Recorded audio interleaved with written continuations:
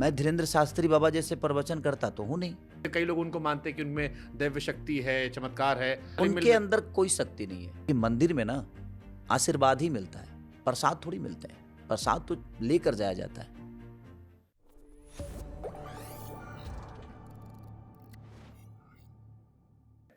एक आरोप आप पर लगा कि स्टेज शो पर आप थोड़ा अश्लील हरकत कई बार कर देते हैं, थोड़े ऐसे शब्दों का प्रयोग करते हैं डबल मीनिंग वाले, इससे पॉपुलैरिटी मिल जाती है। ये व्यूज कमाने का बढ़िया तरीका कि थोड़ा सा मौज काट दो।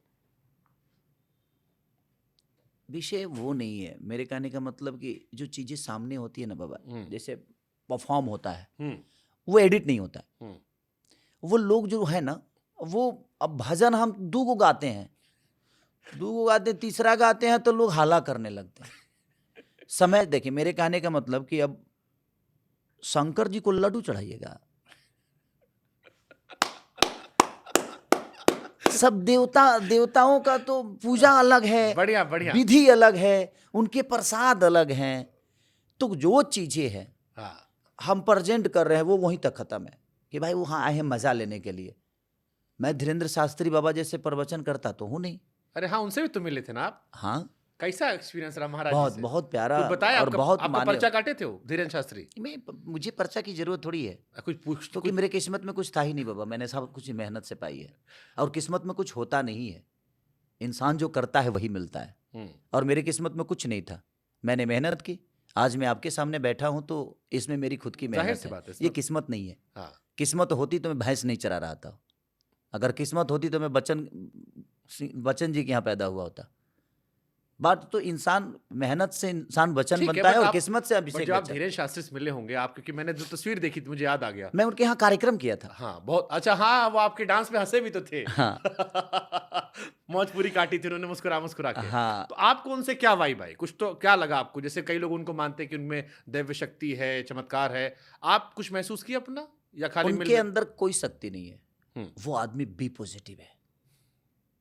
धीरेन्द्र शास्त्री को शक्ति नहीं, पॉजिटिव है शक्ति। एक बात बताएं आपसे, जब आप बी पॉजिटिव होते हैं ना बाबा, अगर आप बिल्कुल पॉजिटिव है ना, तो आपके हर वो शब्द लोगों के दिल तक पहुंच जाएंगे। शाबाश। मैं आपको क्यों प्यार करता हूं, उसका रीजन सिर्फ एक ही है। जैसे आप यहां से बहुत क्लियर हैं, आपको जो मन में आता है वो आप बोलते हो, आपके जो शब्द होते हैं वो लोगों के दिल तक पहुंचते हैं। देखिए, आपसे भी कई सुंदर सुंदर लोग तो यूट्यूब पे अपना कर ही रहे हैं खेला। सी बात है। बट आपके शब्दों से क्यों खेसारी को प्यार हुआ? जो पूरी आज 40-50 करोड़ जनता का हीरो है, 40-50 करोड़ जनता खेसारी को बाई फेस बाई नेम जानती है, वो आदमी आपको फॉलो करके चलता है, वो आपको सब्सक्राइब करके रखा है। उसका एक चीज तो होगा, जो कुछ तो बातें आपके अंदर है जो हमें सिखाती है, और वो शब्द हैं जिसके लिए हम आपको लाइक करते हैं।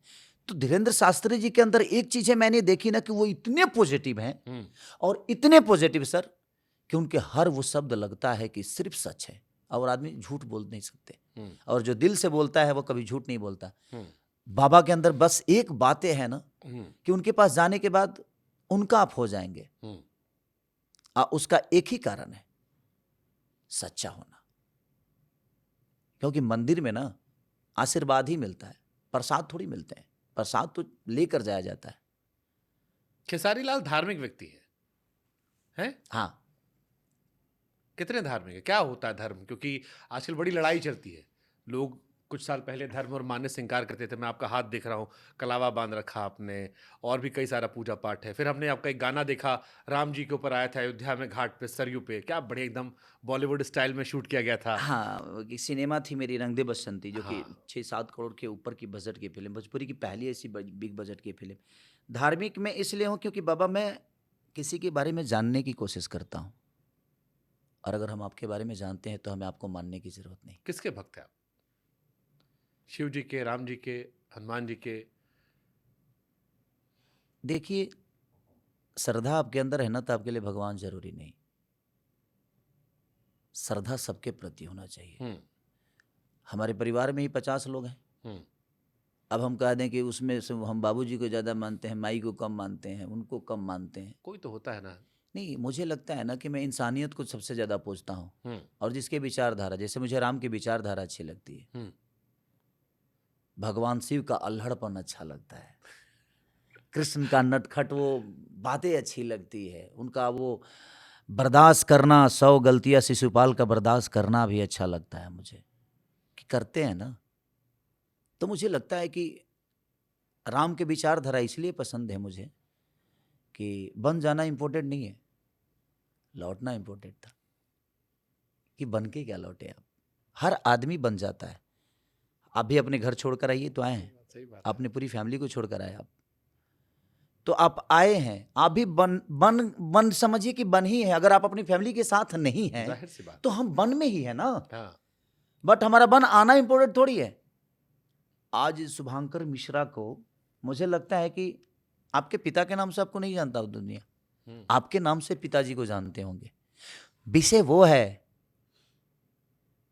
दशरथ को हम जानते कि नहीं जानते हमें पता ही नहीं था, लेकिन एक इतना बड़ा मर्यादित पुत्र उन्होंने पैदा किया, जिन्होंने पूरी अयोध्या ही नहीं पूरे सनातन को एक अलग रूप दे दिया। तो कहीं ना कहीं मुझे ऐसा लगता है कि राम को मानने की जरूरत नहीं है, राम को जानने की जरूरत है। बेहतर। आज माँ के एक डांट पे हम घर छोड़ देते हैं, बट एक माँ ने वचन मांग लिया और खुशी खुशी कोई रजगद्दी छोड़ के और भाई के वो देकर सौंप के और चला गया, तो जाना इम्पोर्टेंट नहीं था, मुझे लगता है कि लौटना इम्पोर्टेंट था।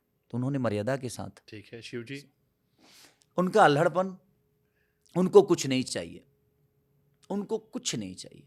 मैं क्या बोला, जब इच्छाओं का अंत हो जाता है तो इंसान संत हो जाता है। उनकी कोई इच्छा ही नहीं है, उनके पास बस एक दया है और उस दया के साथ लोगों के साथ जीत, इसलिए वो मुझे अच्छे लगते हैं।